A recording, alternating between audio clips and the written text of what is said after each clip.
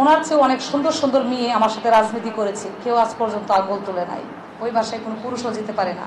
সে বলেছে আমার বাসায় পুরুষ যাওয়া আশা করে। আমার শাশুড়ি মা প্রতি সপ্তাহে তালিম করে, একক তো নামাজ বিগেট করে না। রানী ইসলাম উর্ফে রানীমালা উর্ফে মনু, সাধারণ সম্পাদক যুব মহিলা লীগ ঈশ্বরগঞ্জ উপজেলা শাখার। ময়মনসিংহ এর সংবাদ সম্মেলন দেওয়া মিথ্যা বিবৃতি এবং সম্পূর্ণ বানোয়াট মামলা দায়ের প্রতিবাদে আজকের সংবাদ সম্মেলনের সকল কুকর্মের সহযোগিতা এবং সত্য তুলে ধরার জন্যে আপনাদের মাঝখানে হাজির হয়েছি। আমি স্বপ্না খন্দকার। সাংবাদিক ভাইয়েরা, আপনাদের কাছে প্রশ্ন। আপনারা বলেন, রানী উর্ফে মনু, আপনারা বলেছেন যে আমার ভাই, রানী উর্ফে মনুকে আমার ভাই মেরেছে, আমার ড্রাইভার ভিডিও করেছে, আমার স্বামী রুমে ঢুকিয়েছে, আমার পরিচিত লোক দিয়ে ওনাকে রুমে ঢুকিয়েছি। আমার প্রশ্ন থাকে যে ওই পরিবারের 4 জন নামে মামলা দিয়েছে, যে মানুষটি তাকে দর্শন করেছে, দর্শনের কাজ করেছে, তার নামে কোনো মামলা কিংবা কোনো অভিযোগ কেন নাই?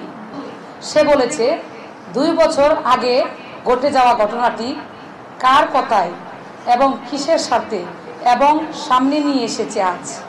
যেহেতু আপনার সাথে এত বড়, মানে ওনার সাথে এত বড় একটা ঘটনা ঘটেছে, উনি ইচ্ছে করলে থানায় অথবা আমার রাজনৈতিক নেতাদের, আমার পরিবার এবং আমার রাজনৈতিক বোনদের কাছে প্রশ্ন করতে পারত, কিংবা আমার সাংবাদিক একজন ভাইদের কাছেও প্রশ্ন রাখত। সে আমার 13 বছর রাজনৈতিক কেরিয়ারে আপনাদের চাইতেও, মানে ওনার চাইতেও আপনারা অনেক সুন্দরভাবে আপনারা আমাকে চিনেন। ওনার চেয়ে অনেক সুন্দর সুন্দর মেয়ে আমার সাথে রাজনীতি করেছে, কেউ আজ পর্যন্ত আঙুল তুলে নাই।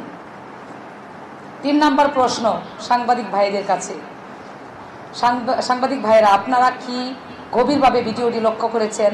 লক্ষ্য করলে দেখতে পাবেন যে সে এবং তার পরকীয়া নায়ক তার রঙ্গলীলায় ব্যস্ত এবং সে বারবার জানালার দিকে তাকাচ্ছে। তাহলে কি ইচ্ছাপূর্বক জানালার ওপাশে কাউকে দাঁড় করিয়ে নিজেই ভিডিও ধারণ করেছে?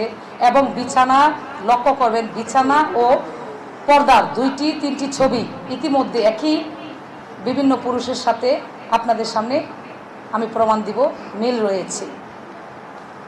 পুরুষের সাথে ওই বিছানায় ভিডিও কলে সে আবার ভিডিওটা সুন্দরভাবে মনোযোগ দিয়ে ভিডিওটা ঠিকমতো হয়েছে কিনা পুরুষের সাথে তাও দেখছি।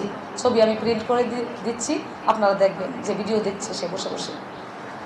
4 নাম্বার, রানী উর্ফে মনু প্রতিদিন কাগজে এক সাক্ষাৎকারে বলেছে আমার কারণে উনির বিয়ে ভেঙে গেছে। প্রশ্ন, বিয়ে যদি ভেঙে যেত তাহলে দুবাই থেকে আসার পর কার 4 মাসের বাচ্চা সে নষ্ট করে?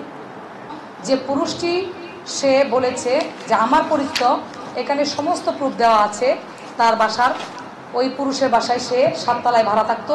পুরুষটি শিবলি সাদিক ভাইয়ের কাছে রেকর্ড আছে, স্বীকার করেছে তার বাসায়, আমার যুব মহিলা লীগের সদরের আহ্বায়কের কাছে স্বীকার করেছে তার বাসায় 2 বছর ভাড়া ছিল 4 বছর আগে পুরুষটির সাথে। এবং ওই বাসার প্রত্যেক মাসের ওয়াইফাইয়ের বিল আছে, এখানে দেওয়া আছে।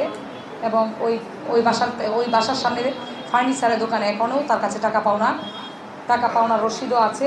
লোকটা টাকার জন্যে তাকে খুঁজছে এবং ওই এলাকার সবাই জানে। আমার বাসায় সে ভাড়া থাকতো 8 মাস, ওই পুরুষের বাসায় ভাড়া ছিল সে 2 বছর। তাহলে ওই পুরুষটা তার পরিচিত না, আমার পরিচিত, আপনারা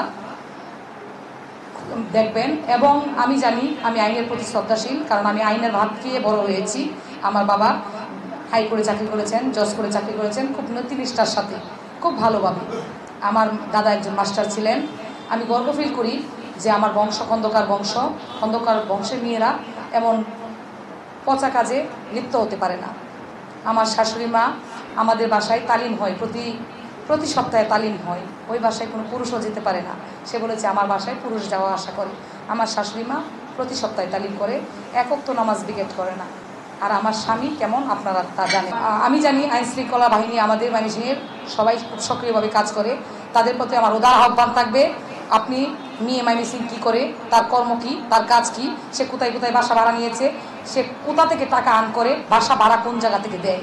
আমার স্বামী আছে, আমার শাশুড়ি মা আছে, আমার মা আছে, আমার বাবা আছে, আমার বোন আছে দুবাই, যার কাছে আমি টাকা চেলেই এখন বললেও এখন 1 লাখ পাঠিয়ে দিবে। এই খরচগুলি সেই দিচ্ছে, কারণ আমার বোন আমাকে সন্তানের মতো, আমার মার পেটের বোন সন্তানের মতো আমাকে আদর করে।